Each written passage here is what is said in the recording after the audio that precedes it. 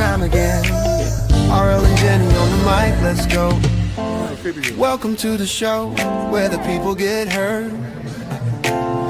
Everyday voices, every thought, every word. Entertainment, politics, love and life. We break it all down every Tuesday night. If you wrote a new book or you're building up a dream, got an organization or a message for the team, pull up a chair, come and share what you know. We open up the floor, let the conversation grow. It's Overflow, the Everyday People Show. With RL and Jenny, yeah, they always keep it real, you know. At 7 p.m. Eastern time, we go live. Tune in, tap in. Let your story come alive, overflow. Let your voice overflow. From the headlines to the hardlines, we talk about it all. Real folks, real stories, no topic too big or small. Overflow, the Everyday People Show. RL and Jenny, let the conversation flow. Every Tuesday at 7. Every Tuesday at 7. Every Tuesday at 7. Overflow.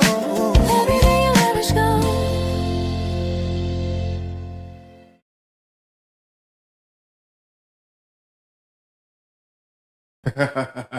And welcome back to Overflow, the Everyday People Show, y'all. Yes, welcome.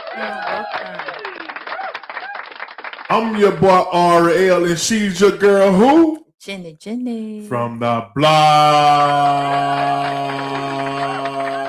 Welcome back to Overflow, y'all. This is our Juneteenth edition, baby. As y'all can see me sporting these Juneteenth t-shirts on. Yep. We excited about Juneteenth. This is our holiday, baby. Yes. This is our Independence Day. Yes. And today we'll be talking about all things black, baby. So y'all listen, if y'all tuned in, please share this live out to a group, a friend, or something. Just share it to your page. That's all we ask y'all to do. Share this live out. Please share this live out. Ma'am, sir, please share this live out. I ain't too proud to beg. So we got... And tell us about it. What you got to say? You want to talk? Do I talk too much sometimes? You want to talk? No, you're good. You're good. No, when I but you- talk, trust me, I'm gonna go there. You gonna go where? Where you gonna go? I go, you know me, when I start going, it's hard to shut Oh, me that's up. good, man. That's good, man. So yeah, y'all. So we doing our Juneteenth celebration. In case y'all don't know, Juneteenth will be Friday, June the 19th. And this is good. We got two holidays in one. Have we ever had two holidays in one weekend? We got Juneteenth Friday, and we got Father's Day Sunday. Yeah. Oh man, I that's don't like, know. I've never paid attention, really.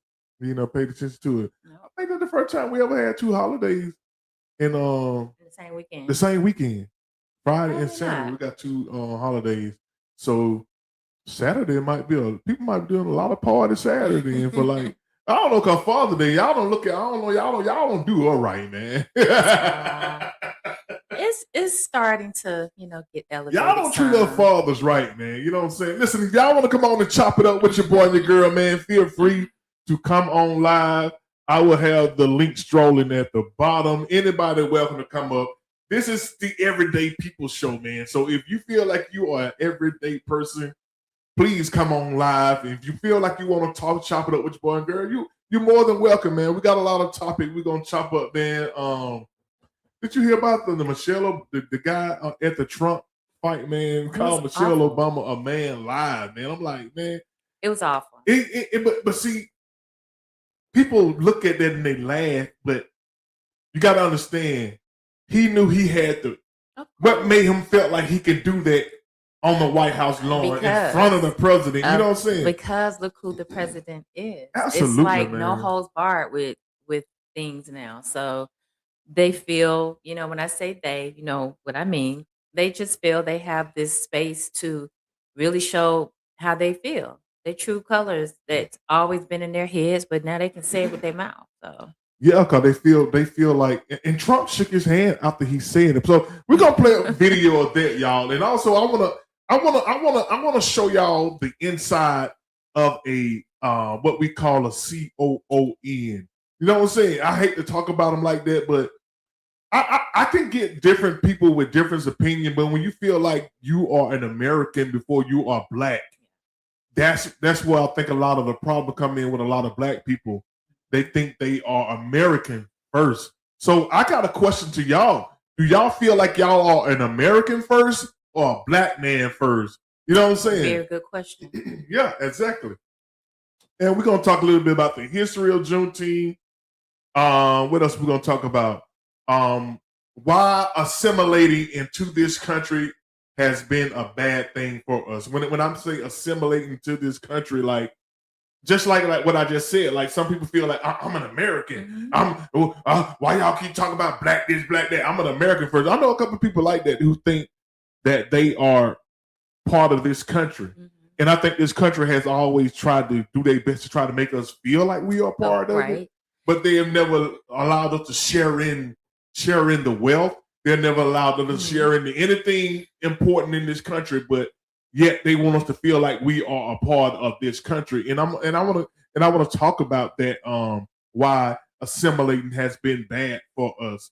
And also, a friend of mine, Terry Bacchus out of Tulsa, Oklahoma, will be coming on to talk. I hope he don't forget to come on at you know what I'm saying, 7:30 to talk about Black Wall Street. One of the biggest, back in the days we had our own thing. And I think we need to get back to a Black Wall Street type of mentality, man. And how can we get back to that? So he will be on to talk about it. And anything, man, if y'all got a question y'all want to ask us about Juneteenth, feel free to ask us, and we will answer it to the best of our ability. I will give y'all my honest opinion about something. We love when people interact with us on this show, man. So you guys, I hope you guys play a part in this show, react with us with this show, man. Where y'all watching from? What's your name? Holla at your boy and your girl, man. You know what I'm saying? We appreciate y'all tuning in. We hope that y'all would share this live out, man. Just share this live out, man. Just hit the share button and just punch a bunch of names and just send it out to them. Y'all know how people just send you stuff you ain't asked for. Send them this live that they ain't asked for. That's all we ask y'all to do. Now, people send me stuff all the time I didn't ask for. Now, sometimes I look at it, you know what I'm saying? And a lot of times, it be so much stuff that I can't possibly look at all this stuff. So send out this live to everybody, man, who y'all think, you know what I'm saying, be interesting. It's a rainy day in Georgia. Ain't nobody hanging around outside anyway. Everybody chilling inside, man. You know what I'm saying? Let them tune in to your boy and your girl, man. Y'all see we got these Juneteenth shirts on, man. Mine say 4th of July crossed out Juneteenth with the fist on it. You know what I'm saying? The Jen got it has the original year that Juneteenth became a reality. So this is Juneteenth, and the year was 1865. Yeah, so we're gonna get into a little split. Let's talk about this idiot, this white idiot, man, this white racist man who in front of the president on the White House lawn called the first black first lady, a man, live on TV. You know what I'm saying? It was so irrelevant to the whole it was event. irrelevant to what they were doing. So they let me. I think the Trump administration got him to say that. He probably, I don't think he said that without their blessings. And Trump said, "Yeah, go ahead and say it. Long I don't say it, you say it." He seemed prepared to. Yeah, he shook his hands afterwards, man. Trump is a real idiot, man. Yeah, you know what I'm saying? So I'm saying something. Deanna Williams, what's up, Deanna? How you doing? Hey, my Deanna. cousin, my sister. What are the plans for Juneteenth? What's going on? It's a lot going on around in Atlanta. As far as Juneteenth, if you can just Google it, we were supposed to do something. Our organization was supposed to do something, but these guys couldn't get together, man, to put it together. So I'm not doing nothing personally, but there's a lot going on around Atlanta for Juneteenth. I'm gonna try to get out and be a part of some of this stuff, man. This is Juneteenth is becoming more important to Black people now than ever now, given the movement of how America is moving. They really don't want us to be a part of this country anyway, but they can't do nothing about it. Right. You know what I'm saying? Yeah, but so with the Latinos and Mexicans, they're undocumented. So of course they can get them out of here. They can ship them out. They can arrest many of them as they can. and get them out of here. You know what I'm saying? But with us, we are grandfathered in. I would like to say we grandfathered in, so they can't do nothing about us being citizens. But they can trust. Only thing they can do is just make it harder for us to obtain things like voters' right. The thing they're doing in all these states around, minimizing our votes. You know what I'm saying? So they can't get rid of us. So they're going to make it hard for us. They're taking away our history, and I think Juneteenth is a holiday. I think we need to start teaching our kids Juneteenth and not the 4th of July. I will not be celebrating the 4th of July ever again. When I went to my grandkids' graduation celebration, I stood up because they stood up. I don't think they understand what America is doing right now. They don't understand. They don't understand what's going on in America right now. They're just living their life, and they should just live their life. You know what I'm saying? It's incumbent upon us to teach our kids about our history, because our history is very important, man. Because I think once white people get us to assimilate 100%, we are done. We're not going to be in control of nothing. No financial institutions. No, you know what I'm saying? We're not going to be in control of nothing. Right. We're not in control of political parties, and we're not in control. We have no control of nothing. But they want us to be a part of this country. And I just say, no representation without taxation is what we're getting. That's all. We're getting taxed like everybody else, but they're not allowing us to be a part of nothing important in the planning of this country. And I think it's time for Black people to wake the hell up. Yes. You know what I'm saying? Yeah. I say that bluntly. You know what I mean? No, I get it, because the way that we function here is they give us so much, and there's great limitations to what we can do. And they really benefit from us because they just use us. They use us up. They cannot exist well without us. They use us. So yeah, so we're gonna talk about this racist idiot, man, at this Trump thing, man.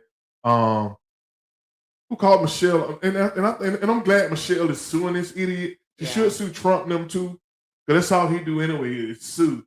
I don't want to stay on this long, but I do want to talk about it because it happened. You know what I mean? It happened. Let me play this video of this idiot. I don't know if y'all seen this idiot or not. I want to call him a C word. I'm gonna call him a cracker because I don't care. You know what I'm saying? This is my show.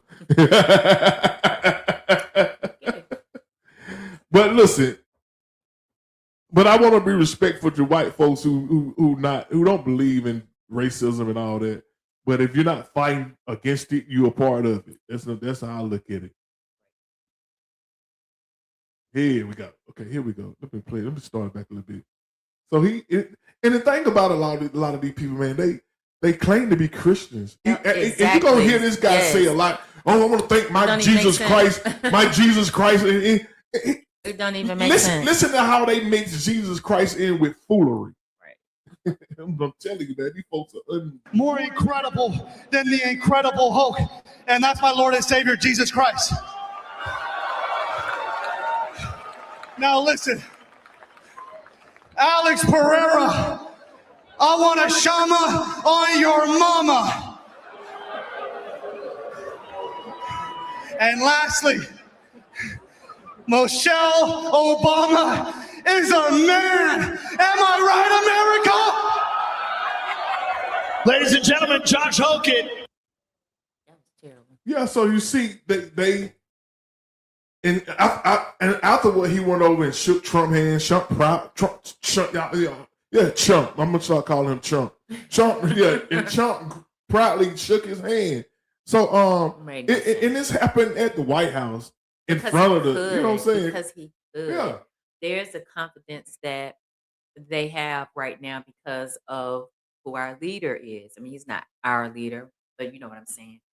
The president is who he is, and so they don't fear anything. They don't care if people have a problem with it because they feel like they have his back.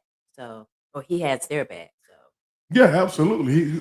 He got their back, man. And they feel good about it. You can tell. He probably proud. He was proud as hell. That dude said that. You know what I'm saying? Like, if he didn't tell him to say it. You know what I'm saying? He was Because so ready. He was Yeah. so ready because he was like, and lastly, like you don't just impromptu say that. He planned to say that, and and this is what I noticed. Like a lot of times with these UFC fighters, when they're done and they win, they'll say something about Christ. They'll thank him. They'll shout out to their wives and their families and stuff.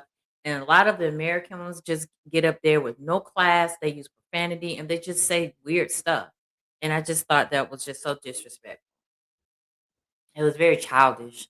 yeah, Um, it was silly. the way he said it was so It was. childish. I think it has racial Absolutely. You know what I'm saying? It was racist. You know what I'm Of saying? It was racist because they only talk about. I mean, Trump wife was a scripper.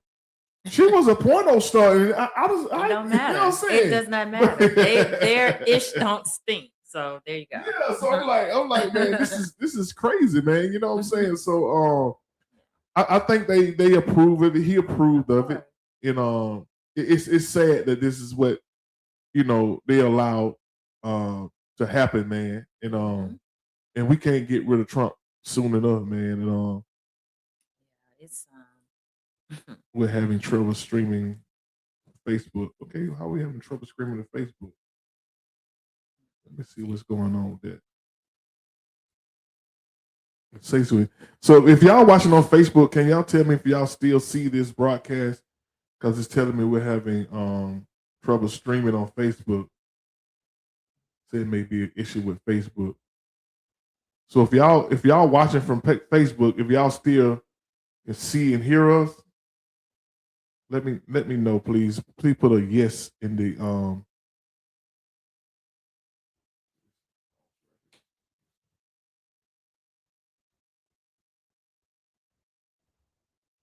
say it may be an issue with maybe having an issue. I'll just remove this destination. Re-add it. Remove it. Re-add it. Remove it.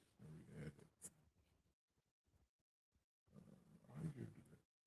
it. yeah, if y'all can hear us, just let us know if we're still visible to y'all. If y'all can hear us, we are having some technical issues with Facebook. Move it.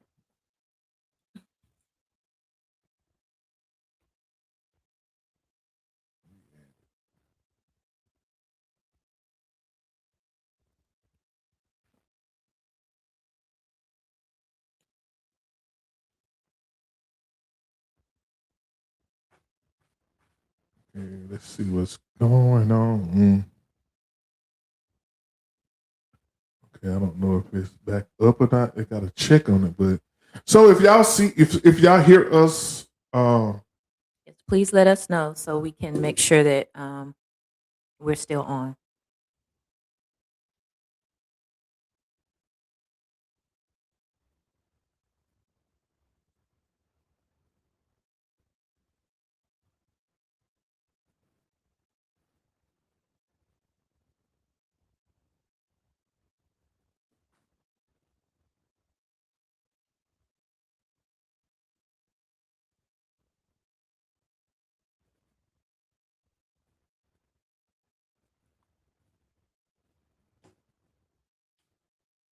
So is comment so Paul- if y'all hear us, let us know. I don't know, something happened with this streaming app. So anyway, I'm gonna have to send it's him showing that another. we are Say still what? live. It's showing that we're still live, but I don't. Yeah, I see one person tuned in, but I think it gave us a totally different streaming thing.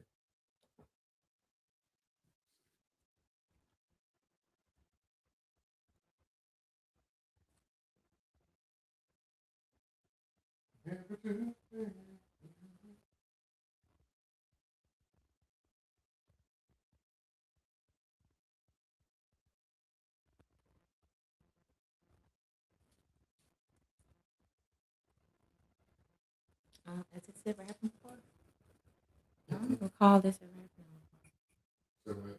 I don't recall this ever happening before.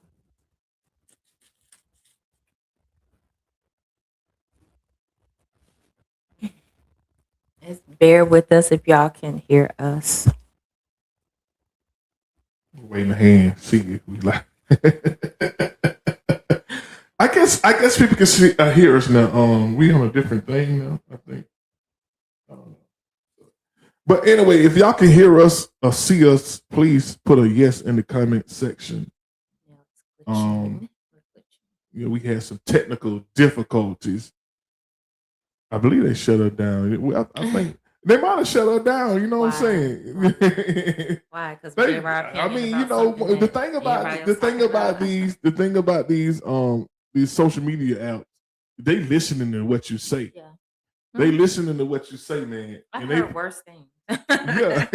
I heard worse things than what we've said. So maybe I shouldn't have said the C word. Maybe they want to shut it down. You know what I mean? But if y'all can listen, if y'all can hear, just put a yes in the comment section, please, ma'am, sir. Just broke up everything. You know what I mean? So let's see. Maybe we can. Did you come out of it completely?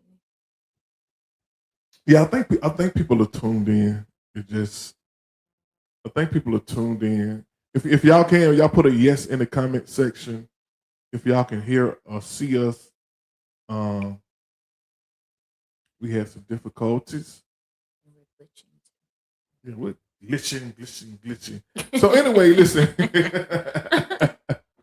Well, we're gonna try to get through it. I think people are tuning in. We're gonna try to get to the meaning of what is the meaning of Juneteenth. The history of Juneteenth, man. We're gonna talk a little about the history of Juneteenth. I got a video set up to talk about a little bit about the history of Juneteenth. Let me play this video about Juneteenth, how it got started and all of that good stuff.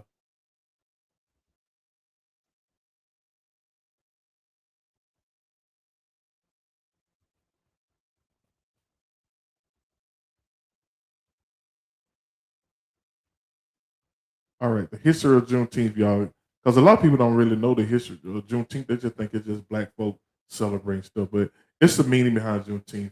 Here it is. Juneteenth, short for June 19th, is the day commemorating the end of slavery in the United States. It's a holiday that has been celebrated since 1866 and represents a critical turning point in American history. Open up a classroom history book, and the author might say that slavery ended on January 1st, 1863. The day when President Abraham Lincoln issued the Emancipation Proclamation, it established that all enslaved people in the Confederate States in the rebellion against the Union shall be thenceforth and forever free. Of course, the proclamation stated this, but it did not instantly free any enslaved people. It would take another 2 years for slavery to end in the United States.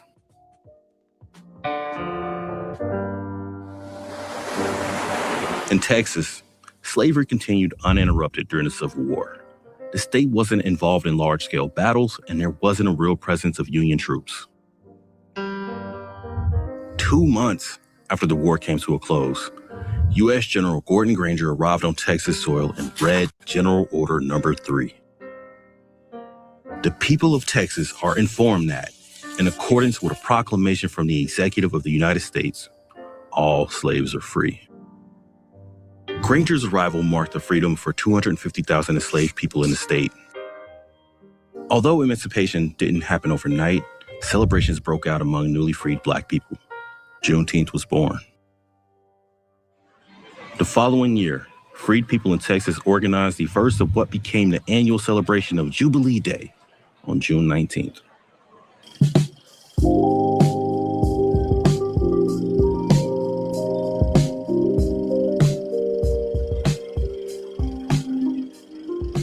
The holiday wasn't widely celebrated across the country, but the traditions continued to grow over the next several decades.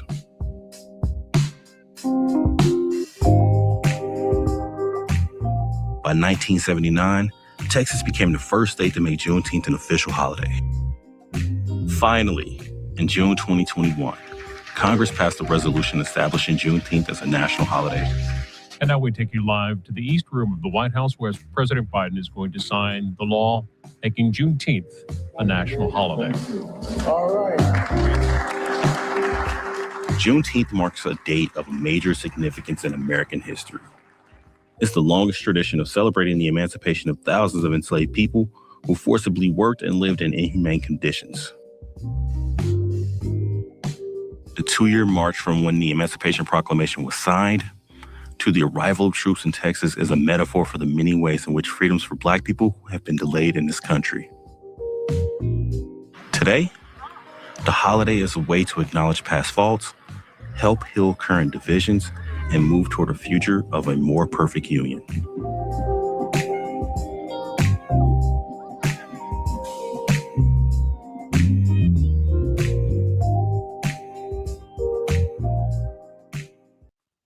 Okay, so that is the history of Juneteenth, y'all. So it didn't just pop up out of thin air. People have been celebrating Juneteenth for a long time now. It's just officially. A lot of people say, the Democrats don't do nothing, but they made Juneteenth a national holiday. They gave you the voters' rights. They gave you Fair Housing Act. So listen. Am I championing the Democratic Party? No, but what I am saying, they are better than what the alternative is. You know what I'm saying? So my thing, man, listen, this Juneteenth, I want everybody to get out, try to find some activities to get in. Instead of celebrating 4th of July, do Juneteenth. And celebrate safe, have a good time, and, just don't prove people wrong. Or prove people right that we can't get together without acting up. So just have a good time. Yeah, celebrate it, man. But have pride in who we are, man. And I think that's the key to us moving forward as far as coming together. I think once we begin to start having pride in who we are, man, as a people, we are not Americans. In my opinion, I'm speaking for me. I am not an American. I'm a Black man who lives in America. You know what I'm saying? Because to be a part of something, you have to be a part of the planning of it. Mm-hmm. It's just like saying, I'm the head of a household, but you don't live there. But you don't have no say-so in it. You know what I'm saying? Just imagine you've been the head of a household, but you don't have no planning in nothing. Nothing goes through you. You know what I'm saying? So how, as a Black person, do we feel like we are Americans? And we're not in leadership in nothing. We're not in the political spectrum. The financial, white people control it. Politically, white people control it. And for decades and centuries and years. And they give us this false sense of belonging. And I think it's time for us to break away from this false sense of belonging to America. All this pledge allegiance to the flag, all this, you know what I'm saying? The stuff that they proud of. Right. Why are we proud of the flag? I think, you know what I'm saying? Why are we proud of it? We've been trained. So exactly. We've been trained from a child up to say it in school. Yeah. So, it's a big thing to say the pledge and have no thought about it other than, hey, this is a part of living in America. You have to be proud of it. But, once you start to understand the history and then when you know who you are, you can come away from it without feeling any guilt. I always feel like I'm here, but I'm not of here, if that makes sense. So my thing I got a question for y'all. What does Juneteenth mean to y'all? I want to know other people's perspective on Juneteenth. What does it mean to you? What does Juneteenth mean to you? Does it just mean just another holiday, another day I can just go, I can take a day off. Everybody's gonna be off. It's a 4-day weekend for everybody. I don't do. Is it? Do everybody take off? I'm not sure. Or it's just a federal holiday. Yeah, because with it falling in the summer, Yeah, I think it's just I think it's just a federal holiday where federal workers and all that be off. But I think like the job I used to be on, that white man made sure you worked on that day. You know what I'm saying? But I made sure I took a day off on that day. Yeah. You know what I'm saying? So I made sure I say one day to take off on Juneteenth. You know what I'm saying? So because it comes 4th of July, you off. So why they're not letting Juneteenth be off? You know what I'm saying? That's really our Independence Day. That's the day we gained our independence. We didn't gain our independence on the 4th of July. We were still slaves. Right. And I mean, it means a lot to me when it was made official. What it was in 2021, right? So at the beginning, I really didn't know the history of it, and so to me, it was just just a day for us to be acknowledged. But once I did my research, I understood that it was about us truly being free from slavery, to the point where it was what they called back then Jubilee, and which Yeah. is, that's I like the sound of that better, like Jubilee than Juneteenth, but I think that's what they called it back then was Jubilee Day, something like that. Yeah, And so yeah, they've been out west in Texas, they've been celebrating Juneteenth because I think that's where it started in Texas. That's where I think the last slaves, I think for like 2 years, they didn't know they were free. Right, because Yeah, it and was so in 66. yeah, so they were playing games. 65 Yeah, they because were playing yeah. game way back then with us. You Right. know what I'm saying? So that was the day that all slaves knew they was free. Because those people for 2 years they didn't even know they were free. They were still working as slaves, Right. and the Emancipation Proclamation had been signed, but they didn't get word till like 2 years later, man. Which is I Right. think this country, man, has I'm glad and I'm glad a lot of people are waking up to this country Mhm. because we had fell into sleep. We have fell into sleep, feeling like we are part of something. You know what I'm saying? Great. And you know what's interesting when you just said that? We are the sleeping giant, but they are trying to say that they are. You know what I'm saying? I don't know if you've heard them say like we're the giant and we're waking up, and it's like no, we are the sleeping giant that's Yeah, needed to wake up. yeah. They're trying to say it's them, and it's like That's why what? that's why they stole the word woke. Exactly. That's why they use the word woke as like it's a bad thing. Mhm.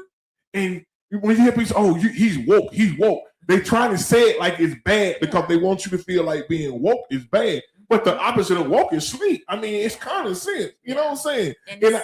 sarcastic. And then you got and they tricked a lot of black men to vote for Trump by telling them don't be woke. And a lot of black men fell for it. A lot of ignorant black men fell for it. I'm gonna play this clip, y'all, of this black guy. This is do I have it? Yeah.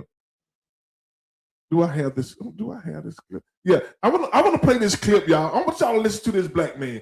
This is the mindset of when you've been assimilated into America and now you begin to think you are part of something that you're really not. I want to show y'all the mindset of black men who feel like they are a part of something that they're really not. And they look at themselves as American before they look at themselves black. And I think these are dangerous men in our community, man. I want to play this clip for y'all. It's a clip from Stephen A. show. He had two guys on debating. One guy say he's black first, and the other guy Yeah, he's American say he's first. American first. I want y'all to listen to the mindset of these people, man. And it blew my mind because I always wonder why black men, why some of these black men support Trump. And now this is the mindset. This is their mindset, y'all. I want y'all to take a listen to this. The schism that exists doesn't have to be as glaring as society has proven it's been in recent memory, as some would say it's proven to be right now with the two of you talking. Is there any way that the gap can be closed where you can you can imagine yourselves finding some level of common ground? I want y'all to listen to Officer Tatum's mindset. Your ideology, your thoughts. I think 100%. If we love our country, we respect our country, we believe in the American dream, we believe in capitalism, and we can come together on that principle. And we believe in the founding, which the founding was a Christian nation that believe in God and all of those things. If we come together on those points, we can figure out and weave through some of our disagreements. But at the end of the day, man, you have to believe in the Constitution. You have to love this country. You don't have to like the entire history, but you got to have respect for where we came from and where we are today. If we can acknowledge that, I think the rest of it is history. We'll begin to come together. We'll begin to vote very similarly and not use these, political biases to distract us. Because I'm black, I grew up in a black community. I grew up in Fort Worth, Texas. I grew up in Stop 6, got Eastwood tattooed on my forearm, went to Dunbar High School, all black school, my whole family black. So I have a black experience in this country just like you do, Gary. And I honestly believe if we come to those agreements that I said and we see it through that lens, I think we'll agree on and probably vote very similarly, on a broad perspective. Your thoughts? Number one, I think healthy black folk debates get loud, bombastic, and all of that stuff. That thing that is right. It's venomous, right? Yeah. Black folk can cuss each other out and still be in love with each other 2 seconds. That's right. I think these discussions are necessary because they iron sharpens iron. Number two, I think that I'm black first. Before I'm anything, I'm black. My mom and daddy, when they conceived me, the first thing they knew about me, before they knew I was going to be a boy, before they knew if I was going to be a girl, before they knew what sexual orientation or all any religion or any of those things, the first thing they knew about me, he going to be black. And because America has made decisions about black people from its inception, from the founding of this country, made determinations about black people, wrote laws about black people, denied black people their access to the ballot box, denied black people freedom, raped our women, stole us from other lands, and even once given us freedom, has made us fight for every inch of that freedom to maintain it, and continues to fight with us with that. I will not deny those facts, because those facts still permeate through laws and policies that exist in this country. So are you saying, is that your way of saying, in order for conservatives and liberals, particularly those who happen to be black, to come closer together, there has to be an acknowledgement in your eyes on the other side that those things that you just pointed out are a reality that are inescapable before if you we're can come talking together? about America before we're talking about black people, we're not on the same page. That's the problem. No, that is the problem, that you are more committed to America than to your own humanity. What you mean, my humanity, dude? I'm an American. You an American. I'm a human before I'm an American. Yeah, you can say you're a human, but you live. I'm one of God's children before I'm American. And if you agree. If you believe in that Bible But you say you believe in, are you more God's child or more an American? I'm more God's child than American. Or if you're more God's child than God. Let me speak, Gary. Let's speak, Gary. Go ahead. See, if people listen to this, they notice that Gary is living in the past, and I'm talking about us reuniting in the future.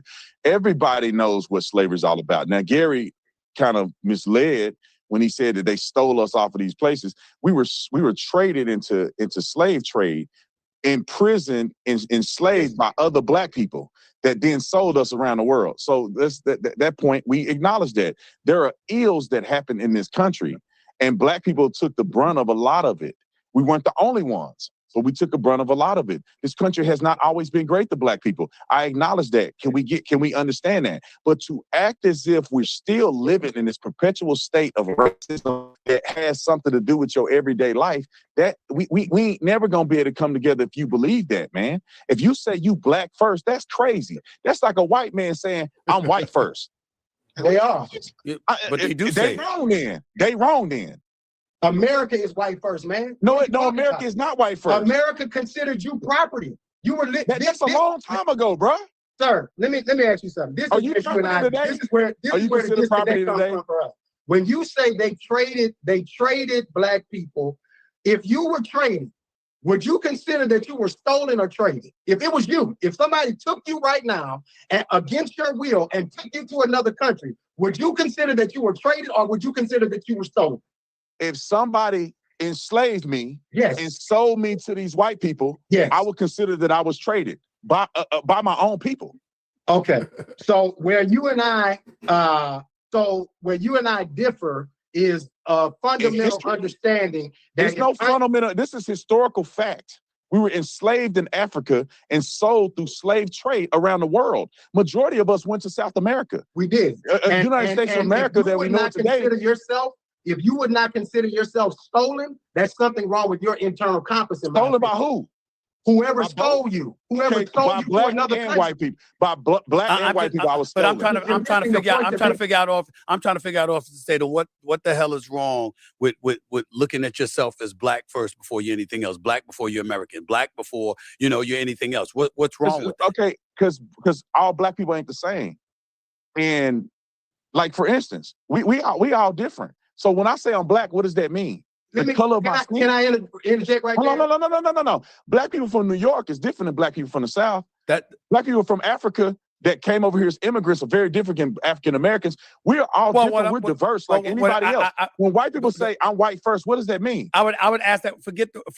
I don't want to mean forget white folks, but I'm like, forget. We're not talking about them at this particular moment. Let's stick with black people in this regard. When you talk about the slave trade, and you said we were enslaved and then traded all over the world. Who are those people? Black people. Well, I'm trying to say, I'm simply saying if you identify with that from an historical perspective, these are my ancestors. This is what we endured. This is where I come from. And that's what I identify with first, because to some degree, I'm still feeling some remnants of that even in today's society. I'm saying if you identify yourself as black before you identify yourself as American, what you're doing is saying, coming out of the womb, I'm going to be at a disadvantage because I'm in America and I'm going to have to scratch and claw and have an uphill climb. Now, that doesn't mean you give up. That doesn't mean you use it as a crutch. It doesn't mean that you sit up there and use that as a reason to be lackadaisical and have a defeatist attitude and don't work your way and maneuver your way through that terrain in order to get to that point. But it does mean you at least acknowledging that, there are historical, insidious acts that are associated with this particular nation that I live in. And as a result, I recognize the fact that I'm going to have to march forward and it's going to be a uphill climb for me to get to where I'm going.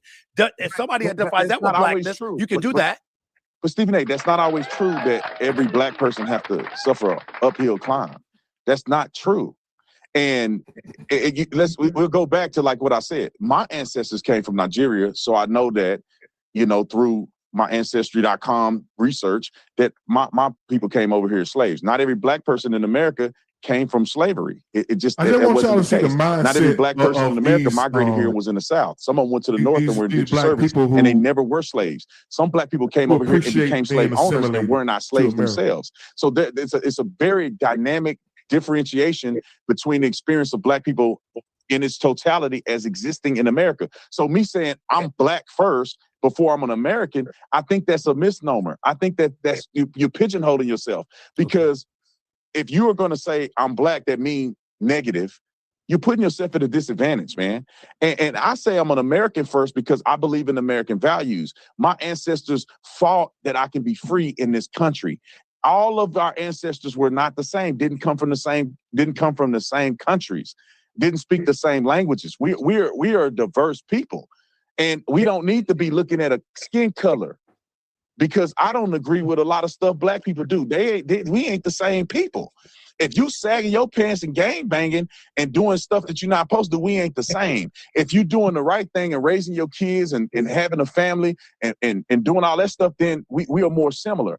I have more similarities with white people than I do with some black people. Wow. So I don't wake up out of the womb. And I think about my kids. I'm in a blended family. I'm in a mixed family. Kids don't wake up every morning and be like, I'm black. No, Gary, what do you mean? You're born in America. You're an American. Okay. I'm so glad you said that. Gary, I'm going to give you the last word because I got to end this soon. I'm going to give you the last word, but go ahead. America is very specific about how it's handled black folks. You ever heard the word octoroon, Brother Tatum? No, I haven't. You know what? Well, you don't know what an octoroon is. An octoroon is somebody who's 1/8 black. Okay? You ever heard of the word mulatto, I'm sure. Mulatto means you mix half black. You ever heard that before? I've heard of the one drop rule and I heard of mulatto. Okay, before. So in a country that has the ability to label whether you 1/8 black, they got a word for it. The Pope would be considered an octoroon. Pope Leo would be considered an American octoroon. I know this because this is the history of America, that we were so specific. We have been so specific in this country that there are people who left this state to go other places to play white in order to get away with not having to deal with the issues of what they do to black people. They used to. Brother, my mother turns 80. My beautiful mother turns 80 on June 18th. She went to segregated schools in this country. But she don't know more. But because she had to fight tooth and nail in order for you and I to be able to sit here having this conversation. So and now you need to move on. And because the things that my mother fought for, they're attempting to do away with today. So we have to continue to fight every day. And maybe you don't understand that this is a struggle for black people because you identify as American before you identify as black. but I identify as black first, and black people have made America as good as it is today, because this moralist, sinful nation would not have come to the promise that it is today if it weren't for black people demanding more of this country. And it wouldn't be as bad as it is today if it wasn't for some black people cutting up every day. Last point, Stephen, I want to make a point. He said that Democrats ain't do nothing. I want to bring up the governor of Maryland and the mayor of Baltimore. April, Baltimore had 4 homicides.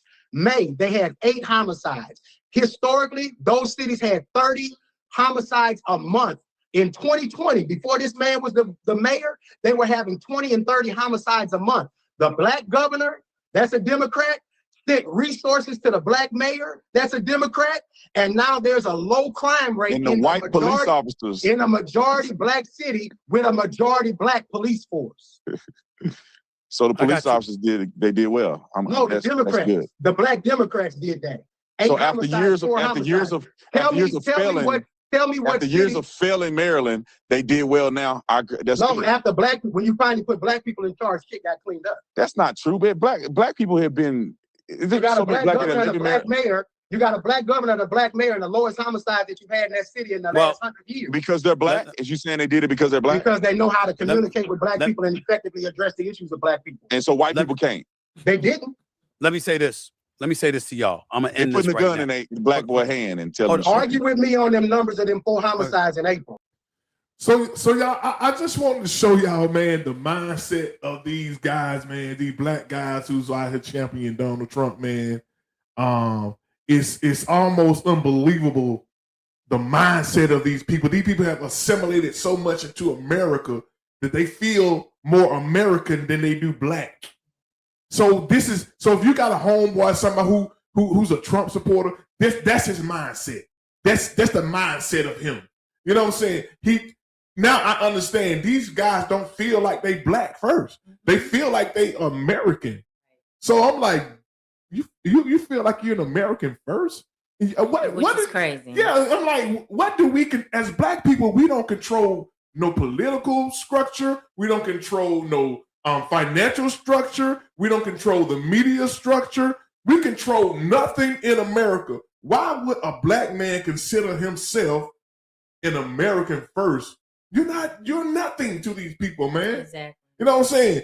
And I'm trying to get people to understand that we got to start being something to each other. This is the only way we gonna make it in America if we build our own institutions on every level. Because they're not gonna volunteer, let us be a part of the planning of America. We helped build America, but we were the workers. You know what I'm saying? But we didn't get a chance to benefit from the financial part of building America. You know what I'm saying? The wealth. We didn't get a part to partake in the wealth of America, but we built America. You know what I'm saying? And I think it's time we begin to, and this is why I think it's important for black people to finally come together, man, so we can put our resources together and build things. Build things for us. You know what I'm saying? Because they will never. We keep asking people to do stuff for us who don't like us. You know what I'm saying? And I'm not saying all white Americans don't like us, but when we say the white man, when we say the white man, we talking about the people who are in control of all of these structures, which are white people. Yeah, I mean, the guy, Gary Chambers, he made a good point when Officer Tatum was saying that was in the past. And, now we have all these freedoms, but what Gary Chambers was making a point to say was we're still having a fight for that stuff because they're taking it away. The administration we have now, they are working like crazy to take everything away from us. So we're going to always fight. It's always going to be a fight for us. Yeah, definitely going to always be a fight. Go ahead. And so the Officer Tatum was just in this mindset that we're free, and we can do whatever we want. He said American dream. There's no American dream for us. I mean, we help build this country, but we don't get the same benefits of being able to be built up ourselves. Anytime we do come together, they tear it down. So it's like the whole individualism thing. Sometimes people just have this brainwashed way of thinking that they've arrived and that we're so everything is equal, and we are not equal here. We're not equal here at all. Yeah, they have that mindset that we have arrived in America, but But they always give an they always make an example out of somebody to show you that you ain't a ride. Exactly. Look how they did Tim Scott and all these Exactly. Donalds and them, Exactly. all these guys who rode hard for Trump, but they didn't get a chance to be in Trump's cabinet. You know what I'm saying? Trump is not going to surround himself with black people. I mean, and now you feeling some kind of way. Mm-hmm. You know what I'm saying? And then they trying to get rid of all of the black politicians out of the Republican Party. And I don't understand how people can't see that. Like I'm not even in politics on no high level, and I can see that. All they do is use us. Yeah, but and that's why what we just saw is the reason why they can't see it, because they see themselves as American. They see themselves. They don't see themselves as black first. They don't see it like they doing something to me as a black man. They look at it like this is just the way of America. You know what I'm saying? And once you say I'm an American first, you know what I'm saying? Everything that happened to you that is racial, you make an excuse for it. Like he was saying, every time Gary Chambers says something about my mama 80 years old and she had to do this in the day, well, she don't do it no more. So now he got to remind you, dude, they pushing back, they bringing back all of that stuff that Martin Luther King and our grandmother and them had to fight for. Yep. They taking all that stuff away. Exactly. So now we back in the same where we were. We back where we was. You know what I'm saying? Yeah. And they're moving like the speed of lightning, because it's a time frame they're working with, and so they're gonna squeeze all the things they can get in to get us back in a place where we just don't have a say so in anything like we used to. And the reason why they're moving so fast because they know they had for 4 years to put everything in place that they want to. The Trump administration to take away all of the Black history, redraw all these district maps to where Black votes. I mean, you can vote, but what the use of you voting? You ain't got no power. Right. You know what I'm saying? It's like you got 10 white people in a room, and you put 2 Black people in a room, and you say, okay, y'all vote. Y'all vote for leadership. How often? And all the white people vote for a white person, and all the Black people vote for a Black person. You'll never get a chance. It's a game. I mean, it's a game. Yeah. They already know they're gonna win. Yeah, you'll never have a chance for real. It's a setup to have a real say so in America. We don't have no say so in how America is ran, but we get taxed the same. Exactly. And that's what they say. Taxation without representation. We're being taxed, but we don't get the representation that we want, that we desire. We're not in the room. Right. We're not in the room. This is like somebody making a decision on my life, and I ain't in the room. Exactly. What kind of shit is that? You know what I'm saying? No, it makes great comments. Yeah, and that's how we got to look at it, y'all. We're not in the room to make any decisions. You know what I'm saying? So you have to look at it on a smaller scale, like your household. Say your household. Somebody come in your house. Somebody in your house make a decision how your furniture got to be. Everything about your house, what you got to have in your refrigerator, and you outside worrying about what they talking about in your house about how you got to live. And this is the Black experience. You know what I'm saying? We live in a country that we don't have no say so in. Right. And for him to say I'm Black first, I'm American first. What make you feel like what about America make you feel like you're a part of it? And you know what I'm saying? And like with outside of sports, right? You know what I mean? They use us. I mean, they need us. They use us, and like Gary Chambers was saying, if you have just a drop of Black blood in you, you're considered Black. You're considered Black. They don't want to have nothing to do with you. You know what I'm saying? And I don't go down a rabbit hole with this. But, I'm gonna keep it. I'm gonna kind of let everybody else weigh in on this. So y'all, what will y'all be celebrating? Will y'all be celebrating Juneteenth? And what does Juneteenth mean to y'all? What you know what I'm saying? What does it mean to y'all? In the comment section, let us know what Juneteenth mean to y'all. And will y'all be celebrating it? And will y'all be celebrating? Keep celebrating the 4th of July. I mean the 4th of July. Lie, because it's a lie. They say if you know better, you do better. Now we know the truth about a lot of American history, the 4th of July and all this stuff. we were slaves on the 4th of July. You know what I'm saying? Coming up as kids, we love the 4th. Oh, the 4th. Oh, the 4th coming up, the 4th coming up. We didn't know. We just didn't know. We didn't know. We didn't know. They weren't teaching us nothing, you know what I'm saying? And that's another thing I think we got to get control of our education system. Absolutely. So we can teach our kids how we want to teach our kids. I agree with that. That way we ain't got to worry about them taking our history out of the school. They don't take their history out of the school. No.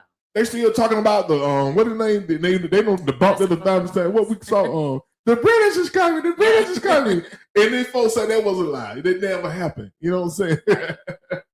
And we're still teaching Christopher Columbus for a minute.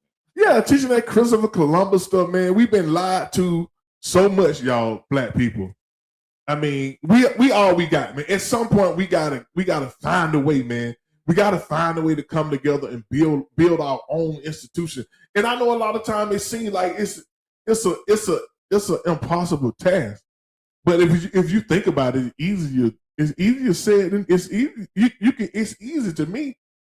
Yeah, and you have to get with people that are interested in the same arenas of building up our community.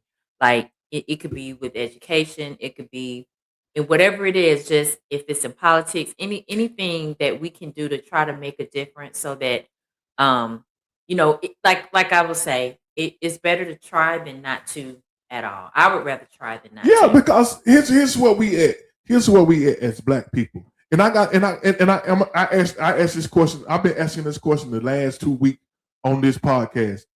Are y'all okay with your grandkids growing up in an America 20 years from now? Given what they doing now, if you think about all the stuff they rolling back now, if we don't do nothing, just say we don't do nothing about it, are y'all okay with leaving the fight with your grandkids? Are y'all okay with that? I mean, any black man, you can't be okay with leaving this earth without even trying to fight back. You know what I'm saying? Like they won't have a clue. Yeah, they won't have a clue. They won't have a clue. Exactly, they won't have a clue, man, because they're gonna be so similar. They're not gonna have. First of all, that's why they're taking away the history. So our kids, they take away history, so our kids don't even know who they were and where they come from. The history. They want them to believe in all of this, the American, the beautiful, the brave, fight for your country. I pledge allegiance to the flag of the United States of America and to the republic for which it stands, one nation, under God, which is a lie. Under God, first of all, under God, indivisible, with liberty and justice for all. For all.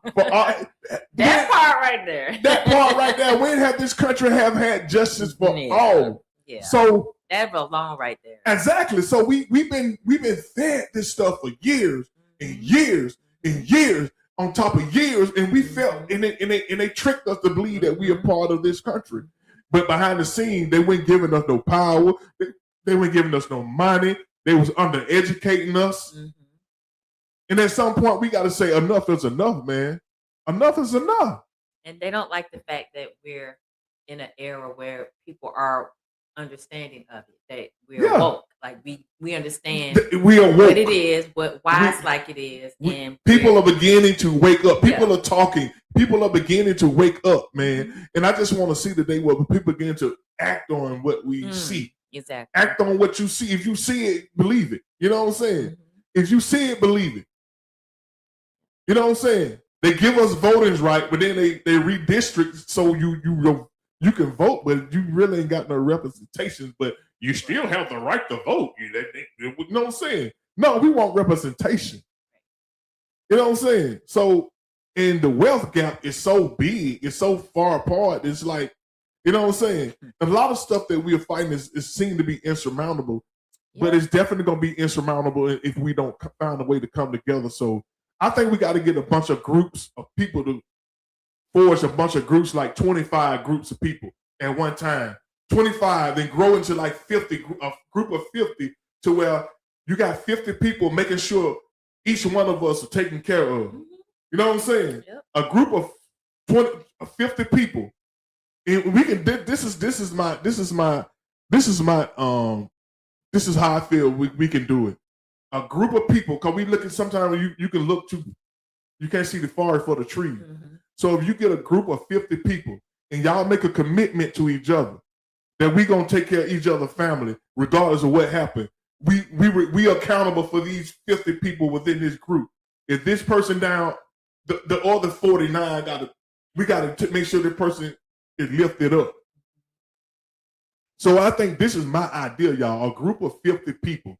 Find a group of 50 people and making sure and hold each other accountable. Hold each other accountable. Hold each other up, man. That's what I was trying to do with the group that we got. Our group come together. We get a group of 50 guys together, man, and we buy up stuff in our community. You know what I'm saying? We got these people in our communities making a whole lot of money, but they're not putting money back into our community. Right. Exactly. You know what I'm saying? And then now we got our kids on the corner with helmets and stuff, begging for money to pay for uniform. Dude, just go into one of these stores that we spent over $2 million in this year, and say, listen, we got $1,500. We need these uniforms, $1,500. These people supposed to be anxious to pay. They supposed to be fighting to help us. Right. But we don't hold nobody accountable. The problem with Black people, we don't hold people in our community accountable, man. Yeah, and it's a mindset. I think we don't trust each other. I've said this before.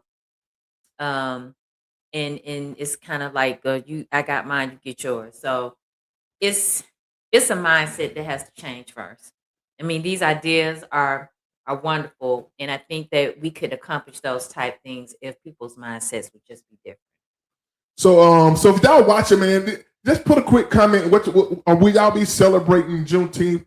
And what does it mean to y'all? Like, what does it mean, Juneteenth? What does Juneteenth mean to you? I appreciate it. It means a lot to me because it's an acknowledgement, of our freedom.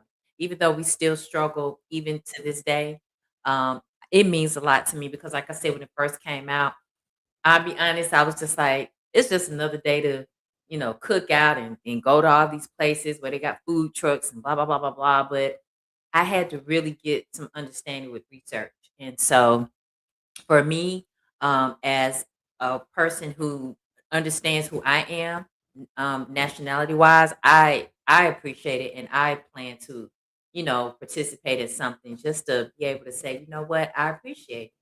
I really do. It's our day. I consider it our day. Why not?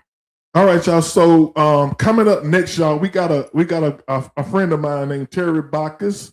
He is a Wall Street historian and a tour guide there. We're gonna bring him up to talk a little bit about the historic what he does and a lot of the history, and we're gonna let him do the talking. Mr. Terry Bacchus, what's going on, man? Hey, how you doing? How you doing? I can't complain, my brother. What it do, man? Good deal. So tell us a little bit about what you do, man. Well, first, I'm a native Tulsan.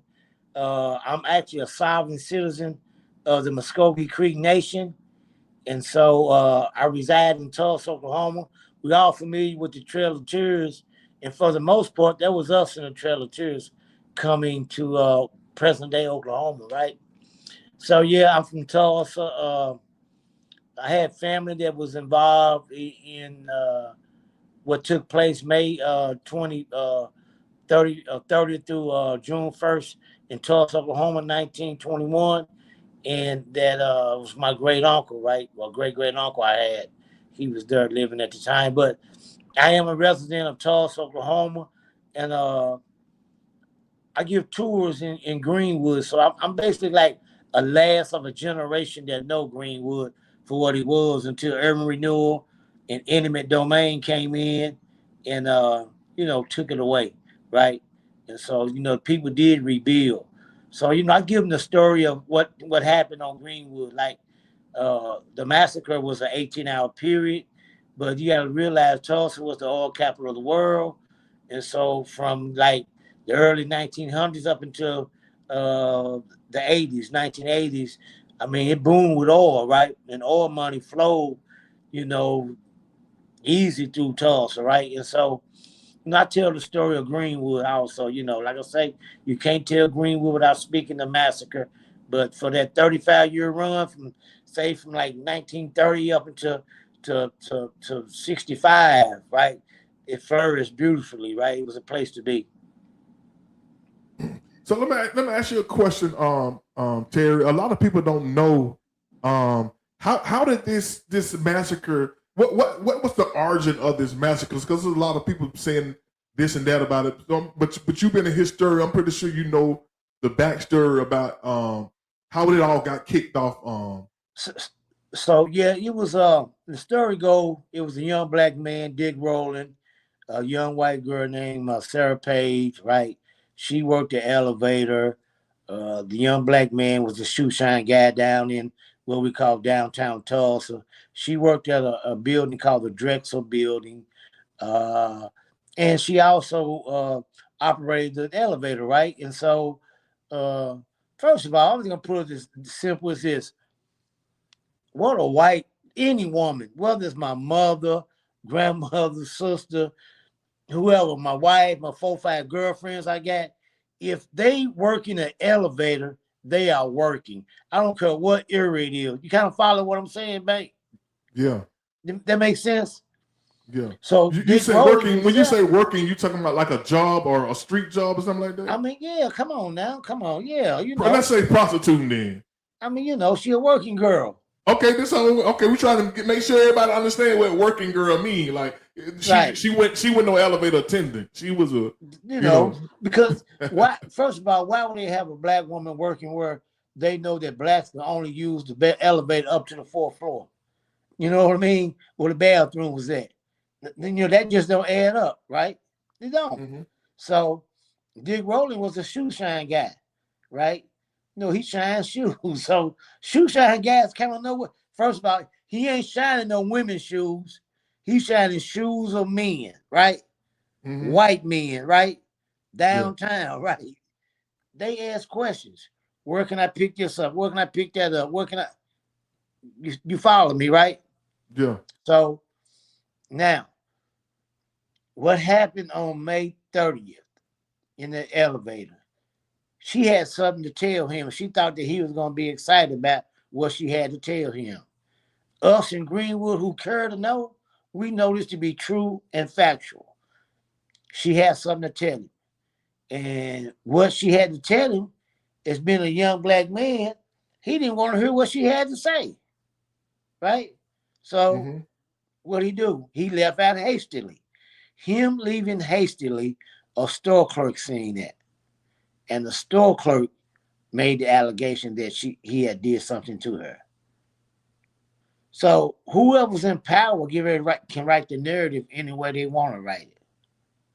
And that's what it was. And so they come and got him. There was some black men who had fought in World War I. They understood the Second Amendment. And what they did was, with the Second Amendment, what they did was they took up their arms and went downtown, not to break him out, but just to say, hey, y'all not gonna hang him. Because there was a story that came out. An editorial came out first, and it simply said, lynch a nigger tonight. And they pulled that editorial. Then they pulled another one out that you might see today that says, nab a nigger for attacking girl in the elevator. By this time, the white mob then grew. Here come these brothers that fought in World War I, right? And they go down. Some had their army fatigues on, not to break him out. Y'all not going to hang him. They knew what type of cat he was, right? If he really was that type of cat to do something to women, wasn't nobody been down there but his mama. You know what I mean? You know, that's real. And so here's the bottom line. If you go find the Department of Justice, the recent findings about Greenwood, it'll tell the same story I'm telling, that they was like a couple, right? And so watch this.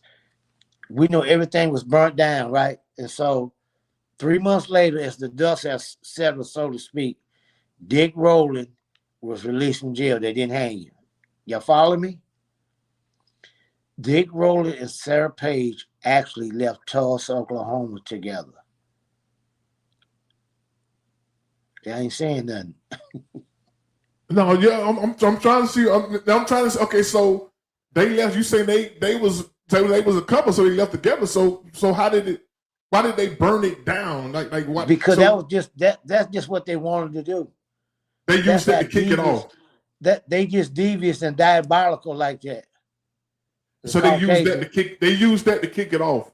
Kick it right. Oh, okay. Right. Yeah. I see y'all got that black, yellow, and red and green. Them Yeah, those not the official. We know those not the official Juneteenth. Those are not the official Juneteenth colors. It's more like a red, white, and blue like flag, man. Yeah, but yeah. I like these colors, but these color right here says black more to me. So that's how, I hope they change the flag. That's indoctrination, Bankhead. That we've been indoctrinated into those colors for so long, right? Like we've been indoctrinated into things that white America want us to know and learn, right? And that's just the same way with that right there.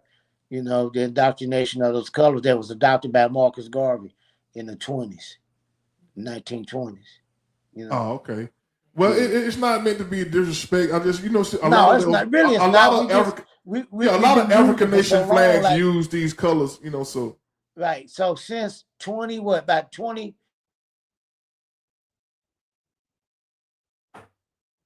You froze up a little bit, Terry. You got that cheap phone over there. Huh? You hear me? You froze up for a second. What you was saying?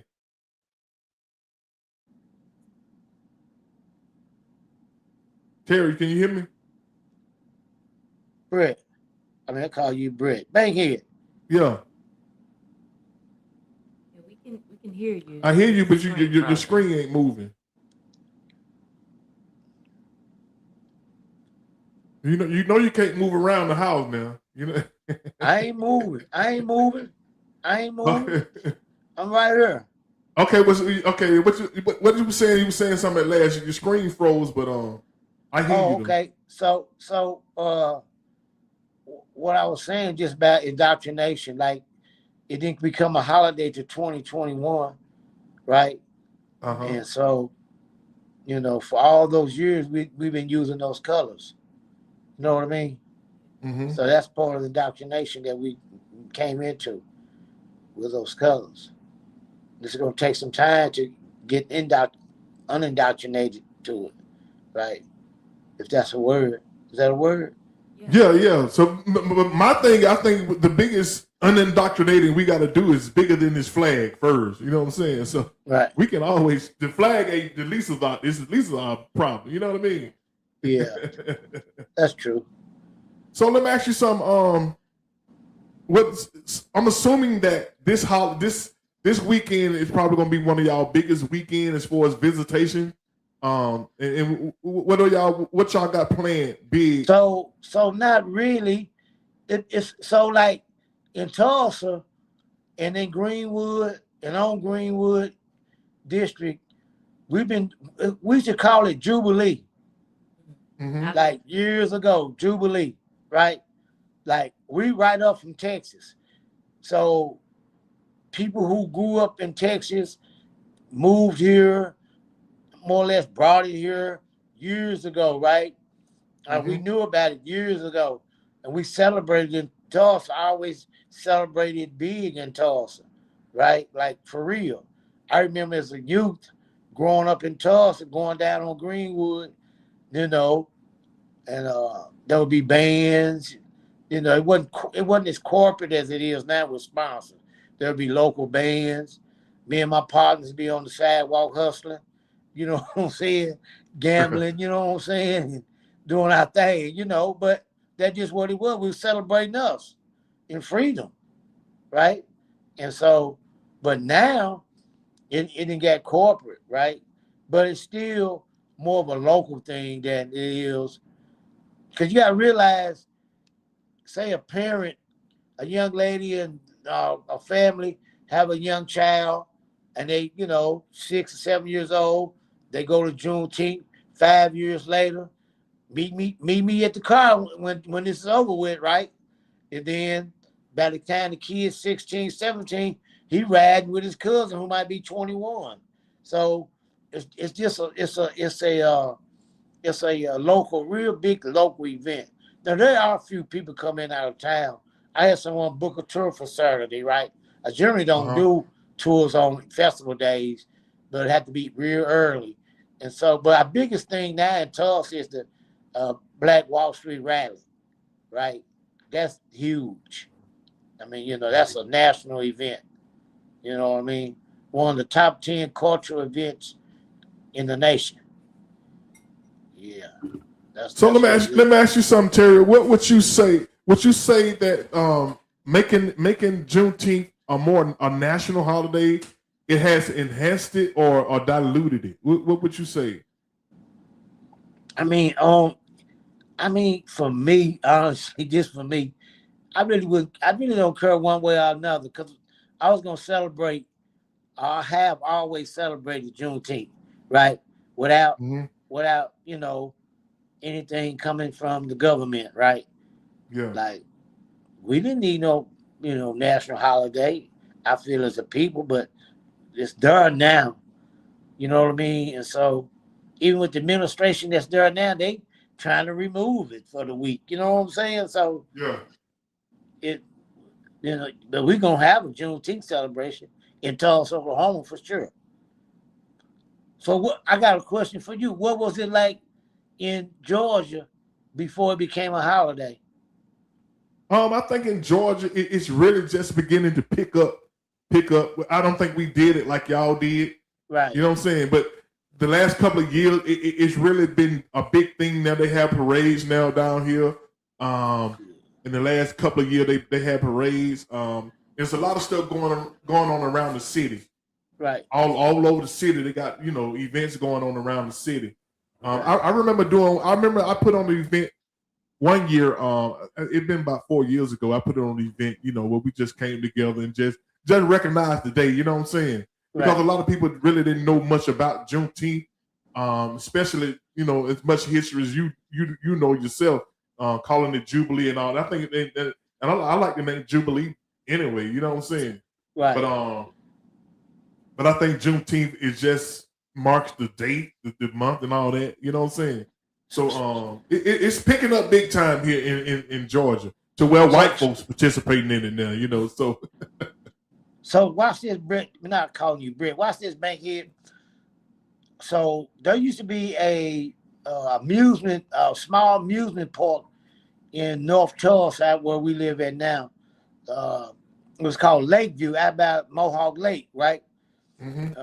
Chief Yohola Lake. We call it Mohawk or Yohola, named after the Creek Indian chief. Well, anyway, it was white owned. But I remember as a kid, and this is what we called it going out there. I don't know if it was said or they called it, the administrators of the business called it this, but we called it Nigger Day, right? $1 to get in was Nigger Day, but it was on Juneteenth. You kind of follow what I'm saying? So yeah. I'm like, I'm 5, 6, 7, 8, 9, 10, 11 years old. This is 50 years ago, right? And so, like, that's what it was, like Nigger Day. We're going to Lakeview. It's $1 to get in. And they actually celebrated the Nigger Day down here in Georgia before. I think they changed the name to something else. Right. But it used to be Nigger Day down here. You know what I'm saying? They changed the name. I mean, for real, it was Nigger Day, just like that, Nigger Day. We went proudly, you know what I'm saying? Like, for real. Yeah. Hey, that's the reality of it, growing up in a time like, hell, that's 10 years out of the civil rights movement. The civil rights bill was passed in 64, about 74, 70. Nigger Day, we going, right? Like, we paddled up in the car. Half the time we were getting dropped off by our parents. You know what I mean? And yeah. So let me ask you a question, Terry. Remembering Black Wall Street, what do you think it would take for us to kind of like rebuild places like that again? Do you think we can ever get back to that? And So what would it take for us to get back it would to be that? Auburn Street, right, for Atlanta, right? Mm-hmm. Okay. I think that it would have to be centrally located with all black businesses on one street, a mile, 2 mile long, into neighborhoods, cross streets, because what made it so great was that if you spent money with the barber would take that money and go over to spend his money with the drugstore. The drugstore would go over to Chicken Annie's and spend money with Chicken Annie. Of course, Chicken Annie had to go to the dry good place with that same money. You follow what I'm saying? Yeah, so it turning over in the same community, yeah. Right. Right now, as did, we have to drive so far to get to another black location to spend our black dollars. By that time, we might stop in between time and get gas at Quick Trip. So, bam, the money gone. That's where it's going. It's gone out the community. Kind of follow what I'm saying? Yeah, I get what you're saying. They need to be centrally located on one street, for a mile. Yeah, I agree with that, man. That's good right there. So I mean, I ahead. forget that spot after they opened up a little place, a mall-like thing after this guy from Oklahoma was trying to get me to go all the time. Man, I said, man, that ain't Black Wall Street. Yeah, they created the Black Wall. They try to do it in a mall type Black Wall Street over in the Stonecrest area. There you go. I did a couple performances in a club in that Wall Street. So, Right. but I don't think it took off like they imagined it would take off. And I think that's another problem. I think black people we've been so assimilated into America that when we get things like that, we don't support it like we should. You know what I'm saying? It's Right. gonna take people getting the businesses, and it's also gonna take the people, the consumer to spend with the business. You know what I'm saying? Right. So they can have affordable prices. Right. So like one of the guys in the documentary, it's playing on Tubi now too. Greenwood Ave Project. Yeah, talk about the documentary. Yeah, so where can we? What's the documentary? Where can we find the documentary? Documentary, you can find it on Tubi. If you got Tubi streaming services, it's Greenwood Ave Project, right? And so in the documentary, it's like one guy stated, we wasn't begging to go be with the white people. That wasn't what we was looking to do, right? We just wanted to have a fair share at this. We need equality in the hospitals. We need equality in the school rooms. You know what I mean? That's what we need, equality, not being your neighbor, not spending our dollars with you. But but we know the story now, though. You know what I'm saying? They forced us to shut down all our schools, all the hospitals, and so I mean, we got a lot of black dollars. So you think we can get that back though? Eventually, if we wanted to, we can get that back, right? I mean, yeah, we can, but a lot of ownership is gone as far as land is concerned. Like what we gonna do with it? I see people, building little communities, out and using some acres and acreages and building communities. That's fine, but you got to have businesses in those acres, not just homes. You know what I mean? You got to be business, like real retail business. Yeah, exactly. Yeah. So one more question, man. I'm gonna ask you, man. You were supposed to come on here at 7:30, man. You 30 minutes late. What happened to you, brother? Well, you know what I'm saying? If I come to one of your tours late, you gonna wait on me? No, well, I had to get somebody to work that was kind of important. You know what I mean? I had to get them to their job. And then I booked a tour, as I was on my way back in. And so for Wednesday of next week, yeah. And so, yeah, I stay busy, man. So I'm gonna try to book a trip out there one soon, man. And here's what I want to know: do y'all have any kind of packages like dealing with the airlines and hotels that somebody can just book, get a one, just a one shot thing, to come visit, or we just everything gotta be isolated. Like I gotta book a ticket, flight ticket, then find a hotel and then come Yeah, find out tickets to I don't the offer that. I don't offer that. You probably have to go to a travel agency to probably get that, right? But you probably better off just doing it yourself. It'd probably be cheaper than using a travel agency. Oh, You know okay, what I mean? okay. So as a tour guide, what did you do? Where you start off, and what are some of the things you take people to basically, see? I start off with the story of Greenwood, right? Like the story of the massacre, right? That's where I start, and I start at the 100 block North Greenwood, right at the epic center of Greenwood and Archer Street, right? And so I start right there where the living museums, I call it the living museum, where the buildings that was built right back again, came right back up, beginning in 1922 was the Williams Building.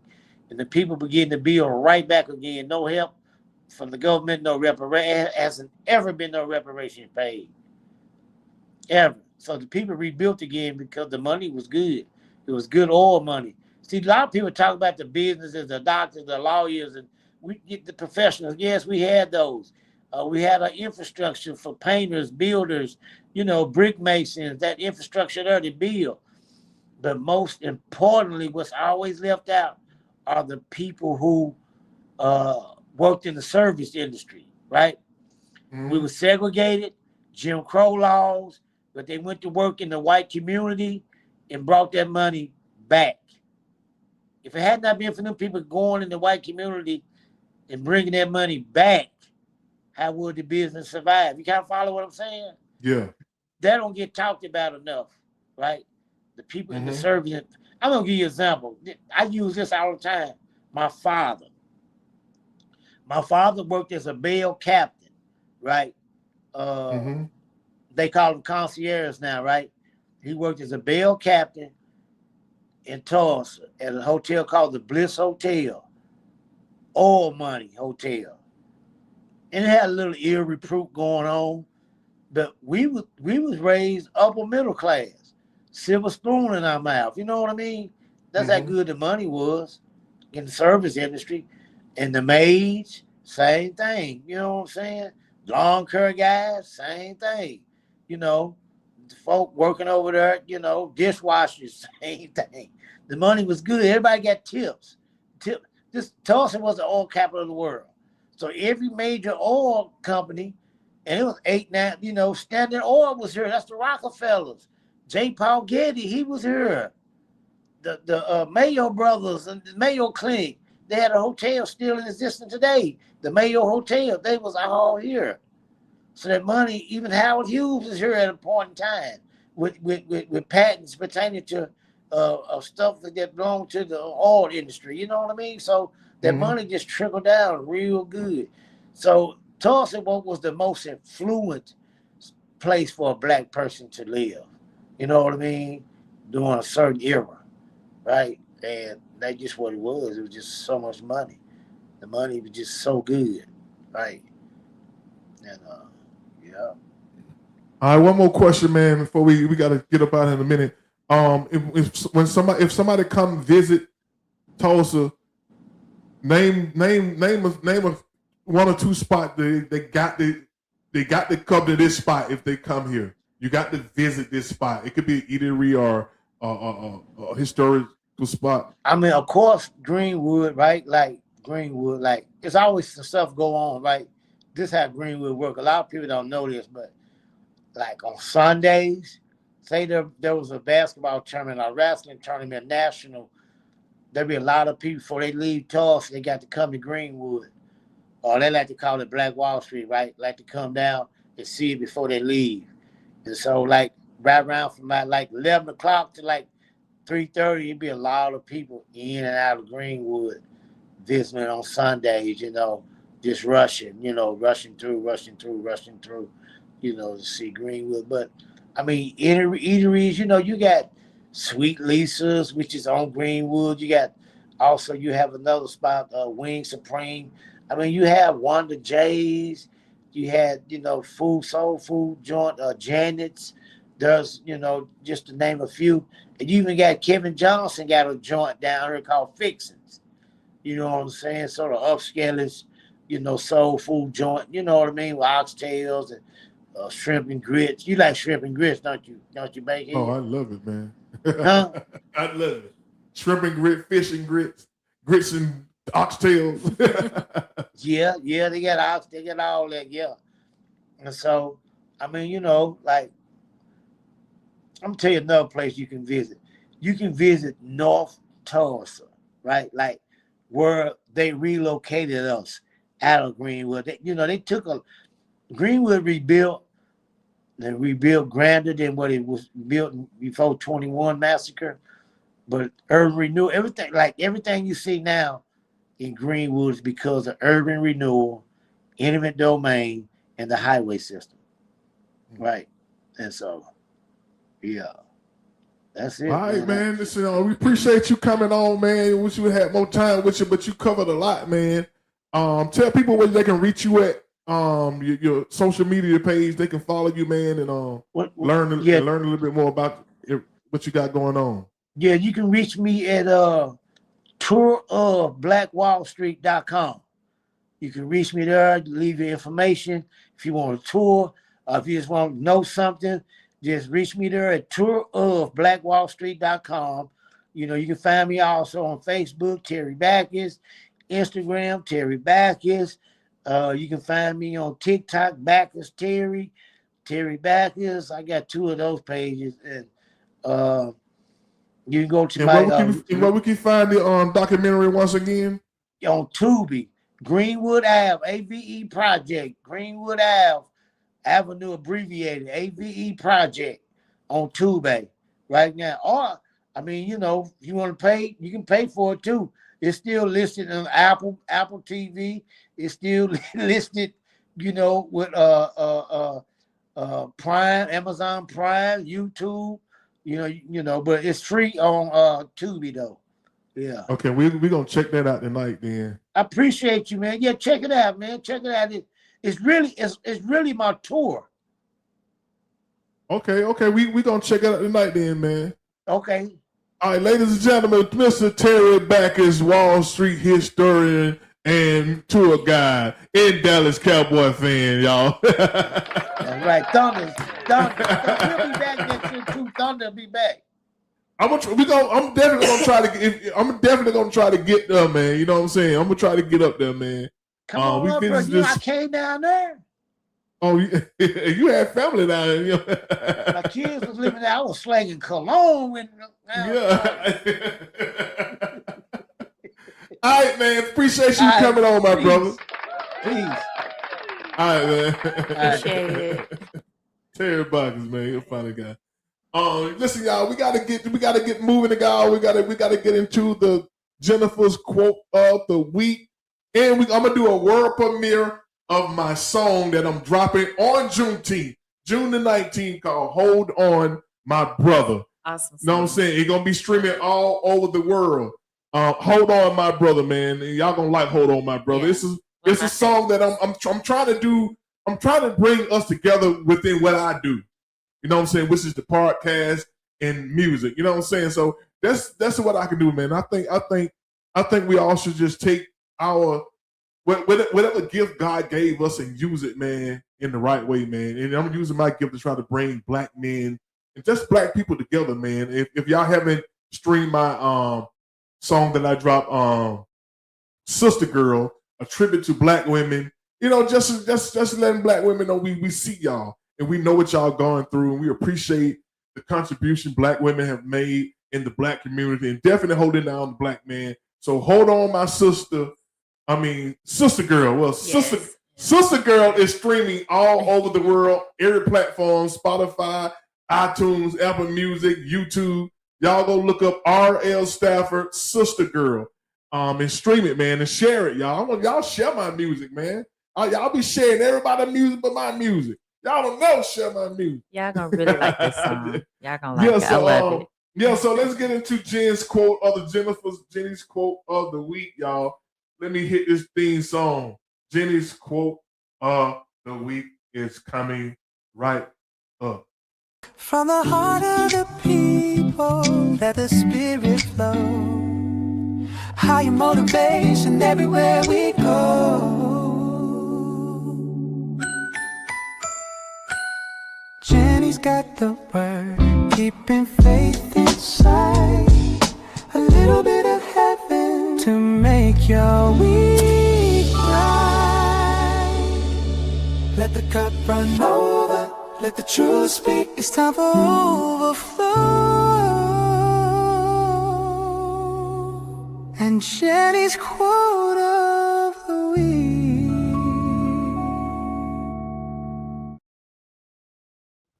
All right, Jenny's quote of the week. And this week, Jenny's quote of the week reads, It is, don't miss the message because you are too busy trying to find fault in the messenger. I'm going to make this really quick. Sometimes you can sit with someone who has important information for you. They may tell you something that is for correction purposes. They may even tell you something to help you by warning you about something. But sometimes we can sit in those spaces, and because we are so familiar with that person, we can have a tendency to miss it. And even if you don't like the person, you still need to keep in mind that the message may be very important because it could come in the form of a spouse, it could come in the form of a coworker, family member, somebody you don't like. But if you're not careful, you will miss the message. So don't be in that place where you're so busy looking at the person and trying to find fault with them that you cannot hear what maybe God is trying to tell you. all right, Jenny's quote of the week, y'all.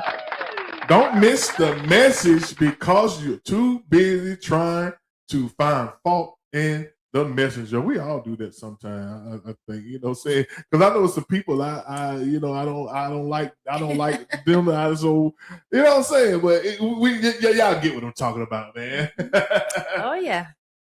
Well, anyway, y'all, we appreciate y'all for tuning in. We appreciate y'all for sharing this live, liking, whatever. We appreciate y'all, man. We really do. And coming up next, y'all, I'm about to play the world premiere, a sneak peek. Y'all gonna get a sneak peek of the world premiere of Hold On My Brother by yours truly. It's gonna be dropping June the 19th, Friday. This song's gonna be all over the world. And you can, no matter where you go, you can listen to it. You can share it, y'all, and share my music, y'all. So until next time, we love y'all. Y'all can't do nothing about it. Here is the world premiere for Hold On My Brother. Let's get it. Hold on, my brothers. Hold on, my brother. Got love for each other. Love for each other. What's going on in our minds? You're going for yours.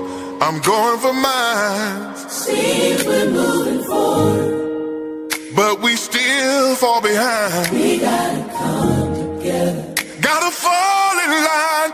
Hold on, my brother.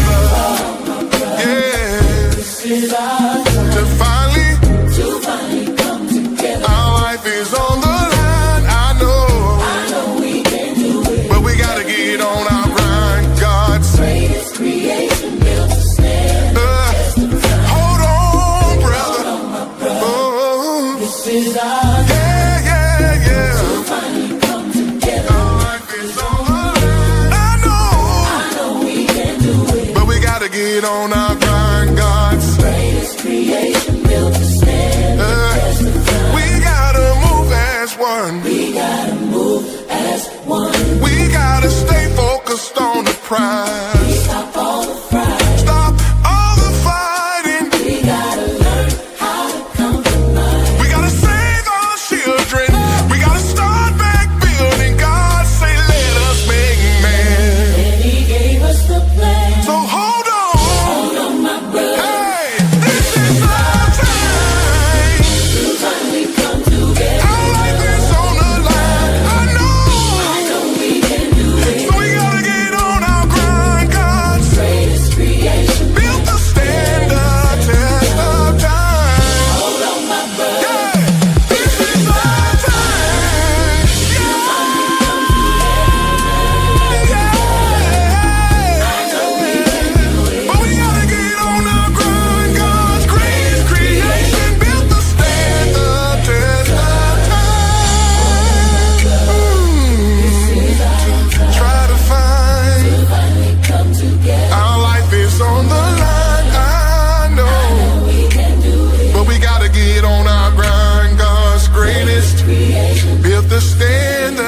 test of time. This is our time to finally come together. Our life is on the line, yes, we can do it. I know we can do it. But we gotta get on our grind, God. Greatest creation. Built to stand the test of time. All right, y'all. Coming, it's gonna be dropping Friday, June the 19th. Hold on, my brother. Screaming all over the place, man. Y'all share it all out all over the place, man. Hold on, my brother. This is our time to finally come together. And listen, y'all, we love y'all. And guess what? Ain't nothing y'all can do Ain't about nothing it. y'all can do about it. Peace out, baby. Bye.